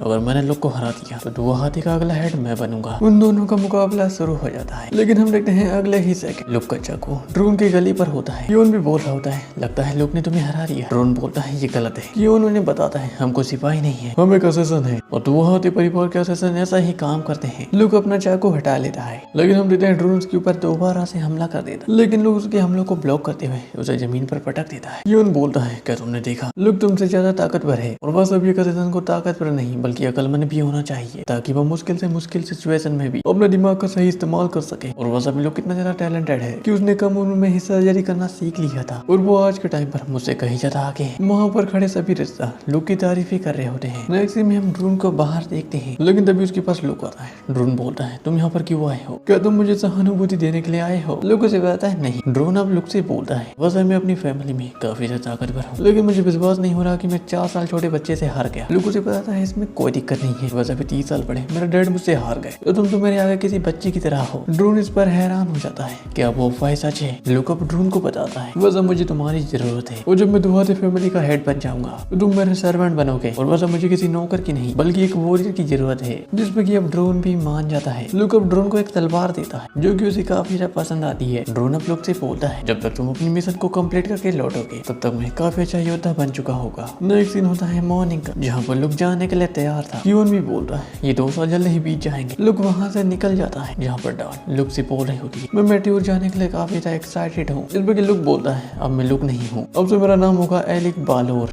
नेक्स्ट में हम देखते हैं डाल्ट और लुक मेटियोर पहुंच जाते हैं, जहाँ पर डाल्ट ने अपने कपड़े चेंज कर लिए होते हैं। वहीं हम लुक को भी देखते हैं जिसने अपने पूरी होली को ही चेंज कर लिया था और अब से लुक 2 सालों तक यहाँ पर एलिक बालोर बनकर रहेगा, लेकिन हम इसे लुक कहकर ही बुलाएंगे। और हम नेक्स्ट होता है सिटी का, जहाँ पर हम एक ट्रैवलर को देखते हैं, लेकिन तभी उसे एक लड़की आवाज देती है। वो बोलती है क्या तुम यहाँ पर एक होटल को ढूंढ रहे हो, मैं तुम्हें एक अच्छी जगह दिखा सकती हूँ। वो ट्रैवलर उसे मना कर देता है। वो लड़की बोलती है वैसे क्या तुम दारू के ठेके को ढूंढ रहे हो, जिसमें वो बंदा भी हाँ बोलता है। वैसे इस लड़की का नाम माँ है, लेकिन हम इसे रूका कहकर बुलाएंगे। रूका अपनी दोस्त को बुलाती है और उसे उस ट्रैवलर के साथ रास्ता दिखाने के लिए भेज देती है। हम देखते हैं रूका यहाँ पर अकेली नहीं होती है, उसके साथ उसके बहुत सारे दोस्त होते हैं जो कि इन कामों को करके पैसे कमाते हैं। लेकिन रूका को एक अगला कस्टमर मिल चुका होता है। एक दूसरी लड़की उन्हें रास्ता दिखाने के लिए चली जाती है। ये लड़कियां भी आपस में बातचीत कर रही होती है। हम इस बिजनेस को करके काफी अच्छे पैसे कमाते हैं और ये सब रूका की वजह से है। अगर रूका यहाँ पर ना होती तो हमारा क्या होता। लेकिन तभी वहाँ पर बारिश होना शुरू हो जाती है और हमें यहाँ पर पता चलता है ये छोटी सी जगह है, इन सभी लड़कियों का ठिकाना है। और आज बारिश होने की वजह से वो लोग ज्यादा पैसे नहीं कमा पाए। वो लोग डिसाइड करते हैं कि इन पैसों की मदद से वो कुछ कपड़े खरीद लेंगे ताकि वो ज्यादा ट्रैवलर्स उनकी तरफ अट्रैक्ट हो। और हमें पता चलता है कि रूका एक व्यापारी की बेटी है। रूका इन सभी को बता रही होती है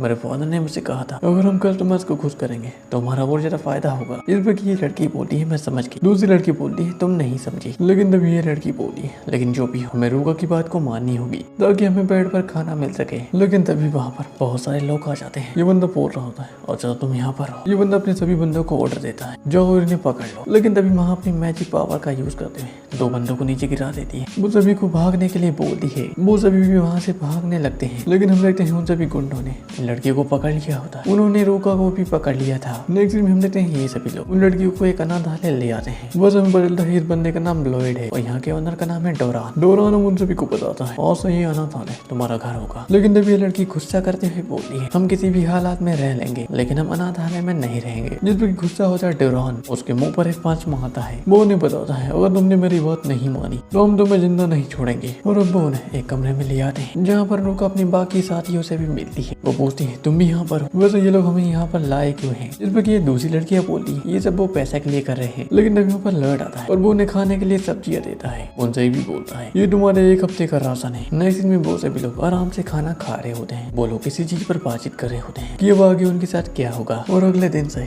इन लड़कियों से बहुत सारे काम करवाए जा रहे होते हैं जैसे कि कपड़े धुलाना और कपड़ों पर इस्त्री करना। और जो कोई भी गलती करता उन्हें काफी ज्यादा मारा जाता। लॉयड भी इन्हें धमकाता है अगर तुमने अच्छे से काम नहीं किया तो तुम्हारे साथ काफी ज्यादा बुरा होगा। सभी लड़कियां भी इस पर डर जाती हैं। लेकिन तभी वहाँ पर डोरान आता है जो कि लॉयड से बोलता है ये हमारे बिजनेस की चीजें हैं, इन पर ज्यादा जुल्म मत करो। लेकिन तभी वहाँ पर उनका कस्टमर आ जाता है। वो बोल रहा होता है मैंने सोचा नहीं था कि इस सिटी में मुझे ये सब चीजें भी देखने को मिलेगी। डोरान से बोलता है यहाँ पर बहुत सी चीजें हैं। और ये बंदा वहाँ पर लड़की को देखना शुरू कर देता है। इस बंदे ने भी एक लड़की को डिसाइड कर लिया होता है। वो बोलता है मैंने सोच लिया आज रात को इसे लेकर आना। डोरान बोलता है आपका काम हो जाएगा। नेक्स्ट में हम देखते हैं वो सभी खाना खा रहे होते हैं। लेकिन तभी वहाँ पर लॉयड आता है जो कि बोलता है ईवा मेरे साथ चलो और रूका तुम भी। वो उसे कुएं के पास लेकर आ जाता है जो पर मुझसे कपड़े उतारने के लिए बोलता है और वो उसे वहाँ पर नहला रहा होता है। नेक्स्ट में हम देखते हैं रूका ईवा को तैयार कर रही होती है और डोरान उसे लेकर चला जाता है। और अब आधी रात बीत जाती है और रूका को अभी भी ईवा की चिंता हो रही थी। लेकिन हम देखते हैं ईवा भी वहाँ पर आ जाती है। हम ईवा को देखते हैं जो कि काफी ज्यादा सैड थी। रूका उसके पास जाती है लेकिन ईवा रोते हुए वहाँ से भाग जाती है। और यहाँ पर हमें पता चलता है कि ईवा के साथ उन लोगों ने काफी गंदे काम किए होते हैं और अब से हर दिन अलग अलग लड़कियों को दूसरे कस्टमर्स के पास ले जाया जाता है और उनके साथ गंदे काम किए जाते हैं। और अब नेक्स्ट में हम देखते हैं डोरान अब रूका से बोलता है इतना मेकअप करने की जरूरत नहीं है और ये मेरा टाइम पास करेगी। और ये चीजें ऐसे ही चलती रहती है। वहाँ पर हर दिन अलग अलग लड़कियों को दूसरे कस्टमर्स के पास ले जाया जाता है। और हम नेक्स्ट में हम एक लड़की को देखते हैं जो कि ये सभी चीजें होने के बाद वहाँ बैठकर रो रही होती है। वो बोलती है सभी लोग एक जैसे होते हैं। उसके हाथों में एक चाकू होता है। गुस्से में आकर वो चाकू अपने ही चेहरे पर मार लेती है लेकिन रूका उसे रोकती है। वो लड़की अब रूका को बता रही होती है अब मेरे चेहरे को देखकर कोई भी मुझे नहीं खरीदेगा। और यहाँ पर इन सभी लड़कियों की लाइफ बिल्कुल ही नर्क के जैसी हो चुकी थी। नेक्स्ट में माँ डोरान के रूम में जाने ही वाली होती है लेकिन वो डोरान की बातों को सुनती है। डोरान अब लॉयड से बोल रहा होता है वैसे रूका कितनी साल की है। लॉयड बोलता है वो 12 साल की है। जिस पर कि डोरान बोलता है मुझे लगता है कि हमें रूका का इस्तेमाल करना चाहिए, वो अपने कस्टमर्स बना सकती है। रूका इन सभी बातों को सुनकर वहाँ से भाग जाती है और वो एक जगह पर आकर बैठ जाती है और वो वहीं पर रोने लगती है। हम उसके हाथों में उसी चाकू को देखते हैं। वो उस चाकू को अपने चेहरे पर मारने ही वाली होती है लेकिन पीछे से हमें लुक की आवाज जो कि रूका से बोलता है तुम्हें यहाँ आंसू शोभा नहीं देते, मेरे हिसाब से हंसता हुआ चेहरा तुम्हारे ऊपर ज्यादा अच्छा लगेगा। नाक्स में हम लोग को इसी अनाथालय में देखते हैं। डोरान अब सभी को बता रहा होता है ये बालोर कंपनी के CEO एलिक बालोर है और ये बहुत ही रईस खान मानते हैं ये यहाँ पर एक लड़की को खरीदने के लिए आए हैं। वो चाहते हैं कि यहाँ पर एक लड़की उनका राइट हैंड बने। और अब लुक रूका के पास आ जाता है। वो उससे पूछता है तुम्हारा नाम क्या है। वो उसे अपना नाम रूका बताती है। लुक अब डोरान से बोलता है बस अब मुझे ये लड़की चाहिए। डोरान अब लुक से बोलता है आपकी पसंद तो लाजवाब है, लेकिन ये लड़की बहुत ज्यादा खास है, उसके पैसे भी दुगने लगेंगे। डार्ट भी उसे उसके पैसे दे देती है, लेकिन तभी डोरान बोलता है रूका भी बिल्कुल भी तैयार नहीं है, उसे तैयार होने में 3 दिन लगेंगे। जिस पर लुक बोलता है चलो ठीक है, तो फिर मैं 3 दिनों के बाद आऊंगा। लेकिन रूका इस पर बिल्कुल भी खुश नहीं थी। लेकिन रूका भी अपने मन में सोच रही होती है मुझे तैयार होने में 3 दिन नहीं लगेंगे। और रूका ये भी समझ जाती है कि डोरान उसका गलत फायदा उठाएगा। वो अब लुक से कुछ बोलने की कोशिश करती है, लेकिन डोरान की गुस्से भरी आंखों को देख वो वहीं पर शांत हो जाती है। और अब लुक भी डोरान को बता रहा होता है और से रूका हमारे परिवार की एक मेंबर है, बस मैंने इसकी पूरी पेमेंट भी कर दी है, तो इस चीज को भूलना मत। और अब अगले दिन रूका को नहाकर तैयार किया जा रहा होता है। हम लगते हैं नोएट भी उससे बोल रही होती है अगर वो तुम्हें आज ही लेकर जाता तो ज्यादा अच्छा होता। ये दरिंदे तुम्हारा फायदा नहीं उठा पाते और मैंने भी अपने चेहरे पर चाकू मारकर गलती की, नहीं तो वो मुझे अपने साथ लेकर जाते। मुझे तुमसे जलन हो रही है। हम लगते हैं रूका को बग्गी में बैठाकर कहीं पर लेकर जाया जा रहा होता है। डोरान भी अब रूका से बोलता है हम आज एक नए कस्टमर के पास जा रहे हैं जहाँ पर हमें तुम्हारी दोगुनी कीमत मिलेगी और बाकी के 2 दिन तुम मेरा टाइम पास करोगी। और मुझे अच्छा लगता है कि वो रईस लड़का 1 महीने बाद आता तो मैं तुम्हारा भरपूर आनंद उठा लेता। वही अब रूका भी अपने मन में सोच रही होती है बस 3 दिनों की बात है, लेकिन मैं नहीं चाहती कि कोई मुझे छुए। वो अपनी पावर का यूज करते हुए डोरान को धक्का देकर उस बग्गी से भाग जाती है। वो जंगल की तरफ ही भाग रही होती है, लेकिन हम देखते हैं लॉयड उसके सामने आ जाता है। लॉयड अब रूका से बोल रहा होता है बस तुम ही नहीं हो जो कि मैजिक का यूज कर सकती हो। रूका से बोलती है मुझे यहाँ से जाने दो। लॉयड बोलता है जरूर। लॉयड अब ये भी बोल रहा होता है डोरान जिस लड़की का इस्तेमाल कर लेता है उसके बाद वो लड़की मुझे मिलती है और मैं भी चाहता हूँ कि मैं नई चीजों के मजे लूँ और अगर तुम मेरे साथ एक रात बिताती हो तो मैं तुम्हें यहाँ से जाने दूंगा। लेकिन तभी वहाँ पर लुक आ जाता है जो कि लॉयड के हाथ को पकड़ लेता है। वो उससे बोल रहा होता है मैंने तुमसे कहा था ये लड़की मेरी फैमिली मेंबर है। लॉयड बोलता है तुम यहाँ पर कैसे आए। लॉयड ये भी बोलता है उस टाइम पर रूका की आके मदद मांग रही थी। लुक लॉयड को दूर फेंक देता है। अब रूका को यहाँ से ले जाने के लिए तैयार था, लेकिन तभी वहाँ पर डोरान भी आ जाता है जो कि इससे बोल रहा होता है आप इसे अभी यहाँ से नहीं लेकर जा सकते, आप 3 दिन बाद आइए। जिसमें लुक बोलता है मैं अपने परिवार को मुसीबत में नहीं डाल सकता। डोरान बोलता है तो फिर एक ही रास्ता है। वो लॉयड से बोलता है इन्हें खत्म कर दो। लॉयड बोलता है इससे तो हम वाल और कंपनी के दुश्मन बन जाएंगे। डोरान बोलता है कैसा रहेगा कि हम इन्हें पकड़कर दूसरे देश भेज दे। लॉयड बोलता है मैंने संभाल लूंगा। रूका भी अब लुक को वहाँ से भागने के लिए बोलती है, लेकिन हम देखते हैं लुक ने लॉयड को अपने मार्शल आर्ट की मुख से नीचे फेंक दिया होता है। हम देखते हैं डोरान भी लुक के ऊपर हमला करता है, लेकिन लुक ने उसे भी ब्लॉक कर दिया होता है। लुक अब डोरान से बोलता है क्या मैं तुम्हें कानून के हवाले कर दूं या फिर कानून में अपने हाथों में लूं। और अब नेक्स्ट सीन है थोड़े से पास्ट का जहाँ पर हम एक लड़की को देखते हैं जो कि दूसरी लड़की का फायदा उठाने वाला हो, लेकिन तभी वहाँ पर पुलिस भी आ जाती है जो कि उसे वहीं पर गिरफ्तार कर लेते हैं। और हमें पता चलता है कि ये सभी प्लान लुक का था। और अब नेक्स्ट सीन होता है उसी अनाथालय का जहाँ पर ये सभी लड़कियां ईवा को एक कांच के सामने ले आते हैं। वो जैसे ही उस आईने के सामने देखती है उसके चेहरे के सारे जख्म ठीक हो जाते हैं। दूसरी तरफ हम लुक को देखते हैं जो कि अब रूका को यहाँ से ले जाने के लिए तैयार था। और अब नेक्स्ट सीन होता है बालूर फैमिली के घर का जहाँ पर हम लुक को देखते हैं जो कि बालूर फैमिली के ओनर की बेटे का चेकअप कर रहा होता है। लुक उनसे ये भी बोलता है मैं चाहता हूँ कि आप इस सर्जरी के बारे में किसी को भी ना बताएं, यहाँ तक कि अपनी माँ को भी नहीं। और अब नेक्स्ट में हम देखते हैं लुक और इस बालूर फैमिली के ओनर को हमें पता चलता है कि ये बंदा है लुक का नकली बाप है। ये बंदा लुक को ये भी बताता है मैंने नकली डॉक्यूमेंट भी बनवा लिए हैं, वैसे तुम्हें कोई भी दिक्कत नहीं होगी। और अब लुक भी रूका से बोलता है अब तो तुम्हारी ऑफिशियली छोटी बहन हो, तुम्हारा नाम होगा रूका बालोर। फिलहाल के लिए हम इस बंदे को लुक का फादर ही कहेंगे। लुक के फादर बोल रहे होते हैं जरा इस नक्शे को देखो, वैसे हमने इस दुकान को तुम्हारे लिए ही खरीदा है, तुम यहाँ पर जो चाहो वो स्टोर खोल सकते हो। लुक ने बताता है कि मुझे यहाँ पर आए हुए 6 महीने ही हुए हैं। जिस पर इसके फादर बोलते हैं मैं तुम पर जोर नहीं डालूंगा, लेकिन मैं भी एक बिजनेसमैन हूँ, मुझे काफी सालों का एक्सपीरियंस है। मैं लोगों को देख कर ही बता देता हूँ कि वो इस धंधे के काबिल है या फिर नहीं। लुक मुझे पता है कि तुम इस बिजनेस को अच्छे से हैंडल कर पाओगे। फ्रॉम नेक्स्ट में लुक भी अपने घर आ जाता है जहाँ पर हम देखते हैं डाल्ट और रूका ने उसके लिए खाना बनाया होता है। लुक अपन सभी को बता रहा होता है आज मेरे फादर ने मुझे एक दुकान का ओनर बना दिया है, वैसे इस दुकान को चलाना हमारा मकसद नहीं है, इसके पीछे मैं कुछ और ही करने वाला हूँ। और इस स्टोर को चलाने के 2 ही तरीके हैं, पहले चीज पैसा कमाना और दूसरा हमें ऐसी चीजें रखनी होगी जो कि नोबल्स को हमारी तरफ अट्रैक्ट करे। और लोग ने डिसाइड किया था कि वो कॉस्मेटिक की दुकान खोलेगा जहाँ पर लड़कियों के मेकअप आइटम होंगे। लेकिन डाल्ट अब लुक से बोलती है वैसे मेटियोन में पहले से ही बहुत सारी कॉस्मेटिक की दुकान है, तो हमें यहाँ पर कस्टमर बनाने में मुश्किल होगी। लेकिन लुक उसे बताता है मेरे पास एक रास्ता है। और अब नेक्स्ट में लुक भी अपने मन में सोच रहा होता है और मैं फाइनली 13 साल का हो चुका हूँ और मेरे पास बस 5 साल और बचे हैं उस योद्धा को हराने के लिए। लेकिन तभी वहाँ पर डाल्ट और रूका भी आ जाते हैं और अब वो दोनों ही लुक के आसपास सो जाते हैं। लुक भी अपने मन में सोच रहा होता है आखिरकार मुझे 2 प्यादे मिल चुके हैं और सभी चीजें प्लान के मुताबिक ही चल रही है। नेक्स्ट में हम लोग उसके मॉम को देखते हैं जहाँ पर उसके डैड भी बोल रहे होते हैं मुझे विश्वास नहीं हो रहा कि तुमने 2 दिनों के अंदर ही एक प्रोडक्ट को तैयार कर लिया। जिस पर लुक की मॉम भी बोलती है उम्मीद है तुम हमारे लिए कुछ बेकार चीजें नहीं लाए होगे और बस मैं तुम्हें अपना असली बेटा नहीं मानता, तुम हो तो एक नाजायज ही। लुक उन्हें बताता है कि मैं इस सिटी में एक कॉस्मेटिक की दुकान डालूंगा जहाँ पर लेडीज के लिए मेकअप आइटम होंगे, जिसमें कि लुक के डैड बोलते हैं। लेकिन यहाँ पर पहले से बहुत सारी कॉस्मेटिक की दुकानें हैं और हमें कस्टमर्स को क्वालिटीज देनी होगी, जिस पर लुक उन्हें बताता है मेकअप का यूज करने से लड़कियां सुंदर तो बन जाती है, लेकिन वो मेकअप लड़कियों की स्किन को खराब कर देता है, उनकी स्किन रूखी सूखी हो जाती है। इसलिए मैंने इस मॉइस्चराइजर को बनाया है जो कि लड़कियों की स्किन में नमी बनाए रखेगा ताकि वो ज्यादा टाइम तक सुंदर दिख सके। और वह सब इस दुनिया में लोशन या फिर मॉइस्चराइजर मौजूद नहीं है, तो इस दुनिया का ये पहला मॉइस्चराइजर होगा। और अब लुक की माँ भी उस मॉइस्चराइजर को अपने चेहरे पर लगाती है, जिसे लगाने के बाद वो भी काफी खुश थी। उसे तो विश्वास नहीं हो रहा कि उनकी स्किन पहले से काफी नमीदार बन चुकी है। लुक भी उन्हें बताता है अब इसके ऊपर मेकअप लगाई है। लुक की माँ भी मेकअप को लगाना शुरू कर देती है। लुक अपनी डेट को बता रहा होता है अब कॉस्मेटिक की दुनिया में एक नया तो शुरू होगा, वैसे दूसरे कॉस्मेटिक की जगह नहीं लेगा। वैसे इस मॉइस्चराइजर को मेकअप के साथ लगाना काफी आसान होगा। हम देखते हैं लुक की माँ भी अपना मेकअप कर लेती है। वो बोलती है इसे लगाने के बाद पहले से काफी सुंदर लग रही हूँ। लुक बोलता है कि आपको ये पसंद आया। लुक की मॉम बोलती है मैं तुम्हें बिल्कुल भी पसंद नहीं कर, लेकिन मैं इस मॉइस्चराइजर को जरूर रखूंगी। ये बंदा भी अपनी वाइफ से पूछता है वैसे कि तुम्हारे दोस्तों को ये पसंद आएगा, जिस पर लुक की मॉम भी हाँ बोलती है। मैं यहाँ पर सिर्फ तुम्हारी बुराई करने के लिए आई थी, लेकिन तुम्हारी बात सुनकर मैं तुम्हें अपना बेटा मानने के लिए तैयार हूँ, सिर्फ इस मॉइस्चराइजर के लिए। लुक के डैड भी अब बोलते हैं मैं अपनी कंपनी के सारे रिसोर्सेज तुम्हारे सामान पे लगा दूंगा, बस एक हफ्ते में तुम कितने प्रोडक्ट को बना सकते हो। लुक उन्हें बताता है मैं 200 बोतलें बना सकता हूँ, हम इसे जैसे ही सेल करना स्टार्ट करेंगे दूसरी कंपनियां हमारी कॉपी कर सकती है, इसलिए हमें केयरफुल रहना होगा। जिसमें कि उसके डैड बोलते हैं मैंने कुछ ज्यादा ही जल्दी कर दी, मास लेवल में प्रोडक्शन करने में कितना टाइम लगेगा। लुक उन्हें बताता है पूरे 1 महीने,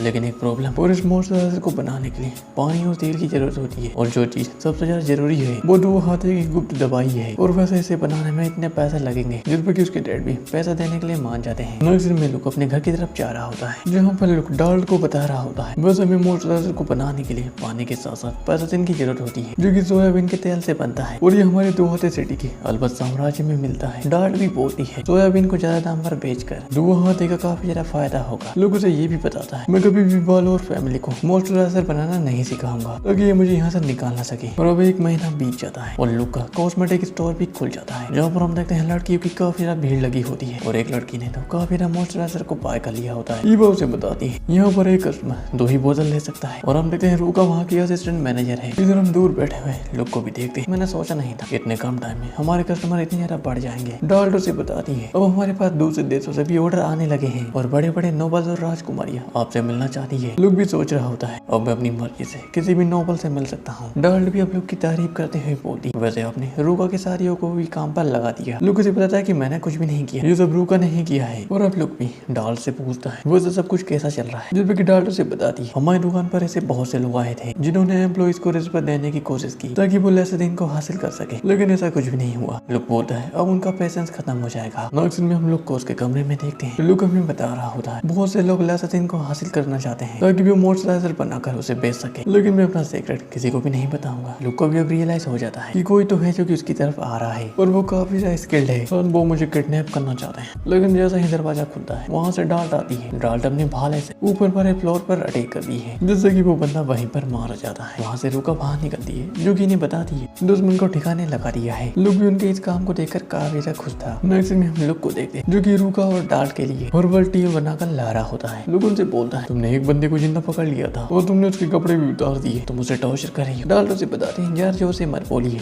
नहीं तो ये आपके बारे में सभी को सब कुछ बता देगा। वो उसके हाथों में एक पिन को कड़ा देती है। रूका भी उस बंदे से बोल रही होती है अगर तुमने हमें नहीं बताया कि तुम्हें किसने भेजा है तो तुम्हें ऐसे ही टॉर्चर को सहना पड़ेगा। और हम नेक्स्ट सीन होता है अगले दिन का, जहाँ पर हम देखते हैं लुक कहीं पर जा रहा होता है, और हम नेक्स्ट में हमने दिया बोलती है लुक तुम्हारा स्वागत है। हम देखते हैं लुक वहाँ पर आ जाता है। अगले सीन में ये दोनों साथ में बैठे होते हैं, जहाँ पर लुक देखता है दिया ने काफी ज्यादा मंत्र बनाए होते हैं। लुक भी उन्हें देखकर हैरान था, और लुक उन्हें जल्दी से अपनी कॉपी में लिख लेता है। वो दिया से बोलता है अब तुम इस मैजिक को करो, और दिया उस मंत्र को पढ़ते हुए ग्रेविटी के मैजिक का यूज करती है। लुक दिया के लिए कुछ चॉकलेट भी लाया होता है। दिया उन्हें जैसे ही टेस्ट करती है वो लुक को बताती है इसका टेस्ट तो खट्टा मीठा है, जिस पर लुक बोलता है मैं बहुत जल्द एक मिठाई की दुकान भी खोलने वाला हूँ। और अब पूरा दिन बीत जाता है और शाम हो जाती है। लुक अब दिया से बोलता है अब मुझे जाना होगा, मैं अगले मंथ जरूर आऊंगा। ऐसा बोलकर लुक वहाँ से चला जाता है। और हमने एक सीन होता है लुक के घर का, जहाँ पर लुक के आईज एंड डाल्ट और रूका सो रखी थी। और हमने एक सीन होता है मॉर्निंग का, जहाँ पर रूका और डाल्ट लुक को गुड मॉर्निंग बोलती है, लेकिन अभी डाल्ट को एक अजीब सी स्मेल आती है। वो लुक की चादर को उठाकर देखती है, लेकिन अभी लुक काफी ज्यादा शौक हो जाता है। हमें पता चलता है इन दोनों लड़कियों के आईज सोने की वजह से लुक का पैंट में ही निकल गया होता है। वो उन्हें बताता है मर्दों में ये चीजें होना बहुत ही आम बात है। डाल्ट भी अब लुक को बता देती है कि हम इसके बारे में किसी को भी नहीं बताएंगे।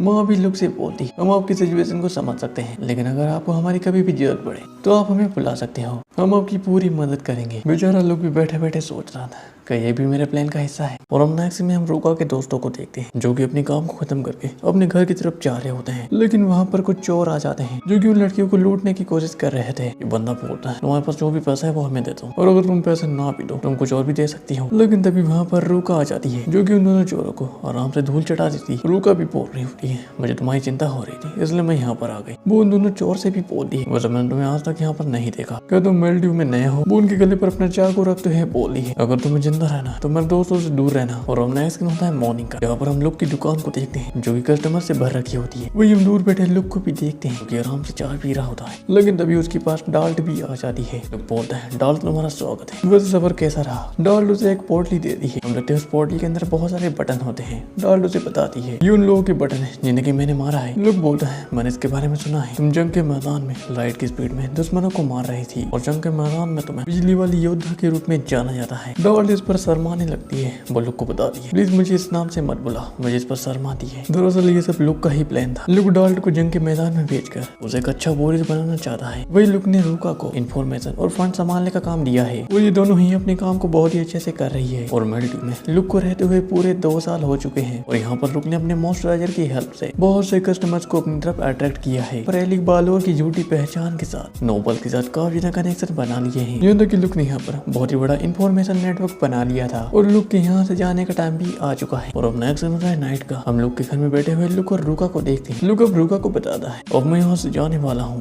तुम्हें ही हमारी कॉस्मेटिक की दुकान को संभालना होगा। रूका भी इस पर मान जाती है। रूका अब लुक को ये भी बताती है, मैं दूसरे शहरों में भी अपनी कॉस्मेटिक की दुकान खोलना चाहती हूँ। वो तो मैंने दूसरे शहर में अपनी दुकान के लिए जगह भी ढूंढ ली है। उसे नक्शा भी बताती है। लुक उसे देखकर हैरान था। रूका उसे बताती है, पहले यहाँ पर बहुत ही बड़ी कंपनी थी लेकिन अब वो यहाँ से जा चुकी है, इसलिए वो लोग जगह को बेच रहे हैं। वही अब लुक भी अपने मन में सोच रहा होता है कि दरअसल मैंने रूका के पास्ट के बारे में पूरी चीजें पता लगा ली है। रूका के माता पिता बहुत ही बड़ी कंपनी के ओनर थे और रूका उनकी सक्सेसर थी, लेकिन एक दिन उनकी कंपनी के मैनेजर ने रूका के मॉम डैड को मार दिया और उस कंपनी को हथिया लिया और रूका वहाँ से भागते हुए मेल्डिव आ गई। और दरअसल रूका जिस दुकान को खरीदने की बात कर रही है वो उसके फादर की पहली दुकान रह चुकी है। लोग रूका से बोलते हैं, हाँ मुझे मंजूर है, तुम शहर के बाहर भी अपनी ब्रांचेस खोल सकती हो। और यहाँ पर हमें पता चलता है कि अब रूका लुक के राइट हैंड बनने के लायक बन चुकी है। और रूका लुक से ये भी बोलती है, मतलब मैं आपसे काफी ज्यादा प्यार करती हूँ। लुक भी इस पर हाँ बोलता है, लेकिन तभी वहाँ पर नोवा अपने दोस्तों के साथ आ जाती है। ये सभी लड़कियां भी लुक को तोहफा देते हुए थैंक यू बोल रही थी क्योंकि लुक ने उन गुंडों से बचाया था। लुक बोलता है, मैंने इतना कुछ खास भी नहीं किया है, सर ये हमारे किस्मत में मिलना लिखा था। जिस पे कि अब रूका ही बोलती है, मिस्टर लुक आप इसे माना ही आप ना माने, लेकिन आपने हमें बहुत बड़े नर्क से बाहर निकाला है, इसलिए हम आपके काफी एहसानमंद रहेंगे। और नेक्स्ट सीन होता है अगला दिन का, जब लुक के जाने का टाइम आ चुका है। लुक भी अपने असली रूप में आ जाता है। रूका डाल्ट और लुक को अपने असली रूप में देखती है। वो लुक के बालों की तारीफ करती है और अब लुक भी रूका को बता रहा होता है और एलिक बालोर यहाँ से जा चुके हैं और अब समय हो लुक दुआते हैं। जाता है लुक रूका से भी बोलता है, मैं और ना और अपने द्वारा बनाया गया इन्फॉर्मेशन नेटवर्क का तुम्हें बाहर सौंप रहा हूँ, उम्मीद है कि तुम इसका ख्याल रखोगी। और अब डाल्ट भी रूका से बोलती है, तुम हमारे साथ नहीं आ रही हो इसलिए मुझे बुरा लग रहा है। जिस पे कि रूका बोलती है, हाँ मुझे तुमसे जलन तो हो रही है लेकिन मुझे इस बात की खुशी है कि मैं यहाँ पर रहकर मिस्टर लुक का काम करूंगी। वैसे वो लुक को ये भी बता दी है, मेरे फादर ने मुझे सिखाया था किसी पर भी विश्वास करने से पहले उसे शक करके परख लेना। मैंने ऊपर बार बार शक किया लेकिन अब मुझे आपके ऊपर पूरा विश्वास है, बस आपको मेरे बिजनेस में मदद चाहिए थी। रूका लुक को ये भी बता दी है, जैसे कि आप हर महीने मित्रिया से मिलने जाते हैं वैसे आप मुझसे भी मिलने जरूर आना, नहीं तो मुझे बुरा लगेगा। लुक भी इस पर मान जाता है और अब लुक भी वहाँ से चला जाता है। वही रूका भी अपने मन में सोच रही थी, तो मैं अपनी बाकी की जिंदगी